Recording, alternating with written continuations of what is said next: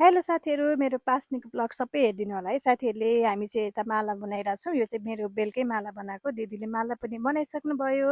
अनि म चाहिँ बिहानै उठेँ, अनि आज चाहिँ अलिक चाँडै उठेको, राति पनि टाइममा सुतेको थिएन नि त, अनि निन्द्रा लागिरहेको छ अझै। अनि सानो दुईवटा बाबुहरूलाई चाहिँ जाउलो बसाल्थेँ, अनि म यता फेरि रेडी भइसकेँ।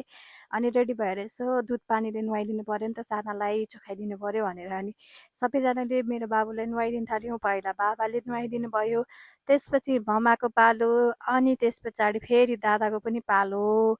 अनि त्यस पछाडि फेरि म यता लाएर बाबुलाई कपडा लगाइदिएँ। कपडा लगाएर चाहिँ अनि हामी फेरि मन्दिर दर्शन गर्न गयौँ है साथीहरू। मन्दिर दर्शन गर्न जानु भन्नुभएको थियो बाले, हाम्रो बुवा पण्डित बाले। अनि दर्शन गरेर अनि माला पनि वहीँ लगाइदिउँ, अनि त्यस पछाडि चाचा पनि लगाइदिउँ बाबुलाई।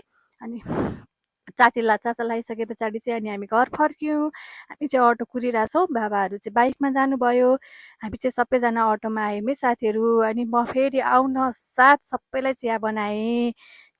यता सानीमाले अचारको लागि काँक्राहरू काट्दै हुन्छ, यता दिदीले फेरि तरकारीहरू काट्दै हुनुहुन्छ।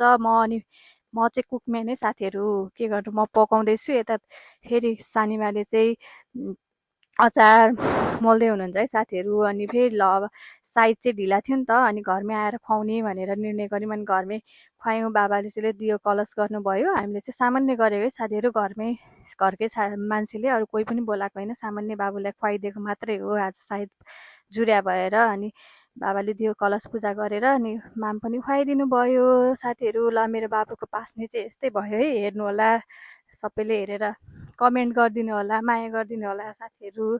अनि सबैजनाले पालो पालो खुवाइदिनु भयो बाबुलाई चाहिँ माम। यो चाहिँ हाम्रो मेरो जेठ दिदी हो। अनि त्यस पछाडि यता फेरि